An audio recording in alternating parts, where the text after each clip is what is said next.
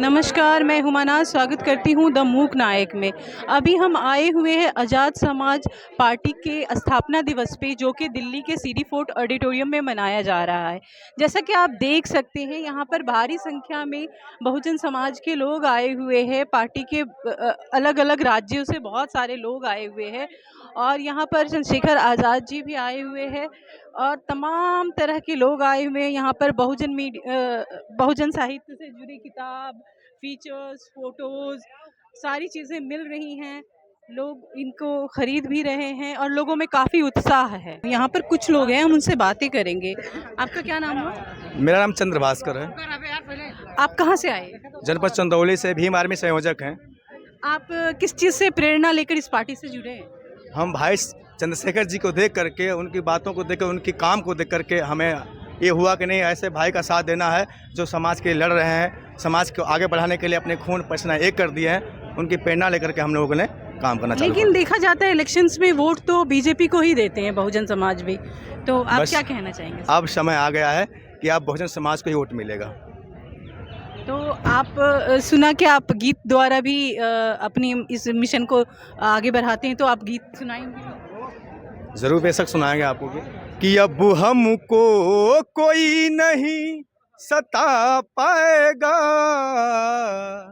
अरे अब हमको कोई नहीं सता पाएगा, अरे ए बहुजन तुम्हारा राज आएगा, अरे ए बहुजन तुम्हारा राज आएगा। अरे बाबा साहब रात दिन कैले पढ़ाई, हक अधिकार के लड़ले लड़ाई, अरे भाई चंद्रशेखर को कोई नहीं झुका पाएगा, अरे भाई चंद्रशेखर को कोई नहीं झुका पाएगा, अरे ए बहुजन तुम्हारा राज आएगा। जय भीम, जय भारत। तो आपको क्या लगता है कि इससे जो ये अभी जो सरकार है वो बदल जाएगी? आपका अभी तो वोट प्रतिशत क्या आएगा? आप कैसे इलेक्शन लड़ेंगे जब 24 और 27 बताएगा। हमें जितना चंद्रशेखर भाई अपने आप पे विश्वास करते हैं कि मैं काम करता हूँ, एक एक कार्यकर्ता और विश्वास करता है, मैं भी उतना काम करता हूँ, काम करके दिखाएंगे हम लोग। माननीय कांचीराम साहब की जयंती है। बहुजन नायक माननीय कांचीराम साहब ने इस देश में सामाजिक और राजनीतिक क्रांति की है। उनका नारा था, जिसकी जितनी संख्या बढ़ी उसकी हिस्सेदारी। उनका एक मैं वाकया बताना चाहूँगा। कांचीराम साहब साइंटिस्ट थे और नौकरी छोड़कर वो आंदोलन के लिए कूदे थे। एक बार कई गाँवों में वो मीटिंग ले रहे थे, उनसे पूछा गया, कांचीराम साहब आपका मिशन क्या क्या करना चाहते हैं? तो कांचीराम साहब ने समझाया, इस देश में वर्ण व्यवस्था के आधार पर व्यवस्था चलती है। ब्राह्मण, क्षत्रिय, वैश्य, शूद्र।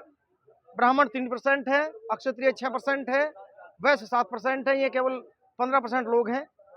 और जितने सारे लोग हैं वो उन्हें बहुजन समाज बोलते हैं। अनुसूचित जाति, जनजाति, पीढ़ी जाति और धार्मिक अल्पसंख्यक, ये 85% लोग ये कमा रहे हैं और 15% लोग खा रहे हैं। तो कांचीराम साहब ने कहा, ये 85% हिस्सा खा रहे हैं 15 लोग, और 85% संख्या वाले केवल 15 लोग 15 हिस्सा खा रहे हैं। तो उन्होंने कहा, अगर 100 लोग भूखे हैं, 100 रोटी हैं, तो कितनी कितनी मिलनी चाहिए? तो सबने कहा, साहब 100 रोटी है, 100 लोग भूखे हैं, क्या मिलनी चाहिए?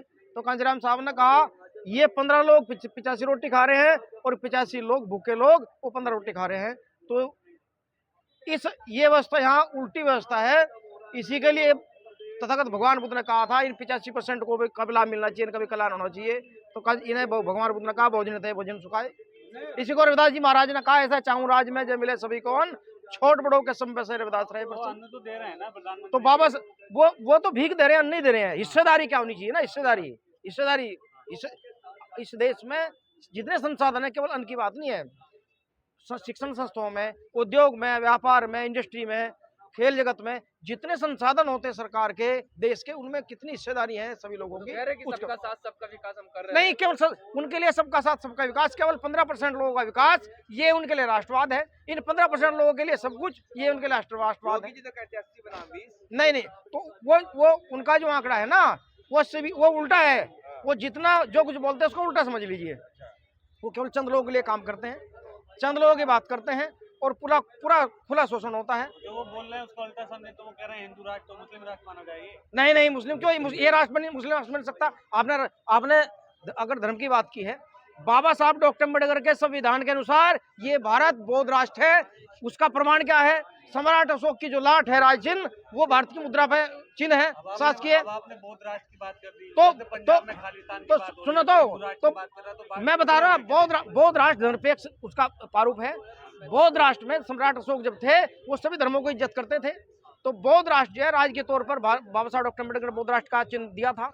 तो ये अगर हो सकता है भविष्य में कभी भी अगर किसी एक मजहब का राष्ट्र हो सकता है तो केवल बौद्ध राष्ट्र हो सकता है। बड़ी बात कह रहे हैं आप। ये कोई और किसी का राष्ट्र नहीं हो सकता, केवल बौद्ध राष्ट्र हो सकता है। करेंगे सरकार से बौद्ध राष्ट्र? नहीं, हम तो मांग ये कर रहे हैं, जब भारतीय मुद्रा पे अशोक का लाट है, जब राष्ट्रपति भवन पे जब जाएंगे तो वहां भी अशोक की लाट है। वहां सम्राट अशोक के नाम से हॉल बनाए है जिसमें पूरे दुनिया के अतिथि आते हैं। जब भी कोई शपथ ग्रहण होता है चीफ जस्टिस ऑफ इंडिया का या राष्ट्रपति जी का या केंद्रीय मंत्रिमंडल का, तो उसी अशोक हॉल में जो है शपथ ग्रहण समारोह होता है। बौद्ध राष्ट्र की मांग कर रहे हैं आप? मैं ये कह रहा हूँ, अगर किसी मजहब का राष्ट्र बनना चाहिए तो केवल बौद्ध राष्ट्र। और वाले कह रहे कि ये भारत हिंदू राष्ट्र था, है और रहेगा। हिंदू राष्ट्र कभी था ही नहीं है। हिंदू राष्ट्र कभी था ही नहीं है। ये तो यहाँ तो सभी धर्म जो जाति के लोग रहे हैं। कब था हिंदू राष्ट्र? हिंदू राष्ट्र कभी था ही नहीं। और हिंदू कौन है? हिंदू जाग गया है। नहीं, कहा कौन जाग गया? कौन हिंदू जाग गया? कौन हिंदू है? सलकास्ट हिंदू नहीं है, बैकवर्ड हिंदू नहीं है। अगर वो हिंदू हो तो हिंदू मंदिरों में क्यों नहीं घुसने दिया जाता पीढ़ी जाति के लोगों को, अनुसूचित जाति के लोग, जनजाति के लोगों को?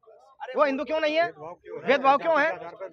जाति का आधार पर क्यों भेदभाव है? खुद ओबीसी से आते हैं।